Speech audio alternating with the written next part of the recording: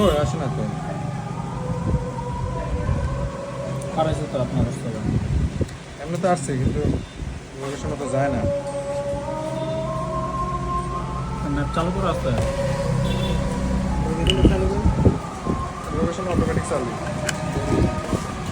চালু করা লাগে। অনেক সময় যদি আপনার অ্যাড সেভ করা থাকে যে অটো চালু হয়ে যাবে আপনার ফাংশন থেকে, তাইলে অটো হয়ে যায়। আবার যদি অনেকে থাকে না, সেক্ষেত্রে করে নিতে হয়।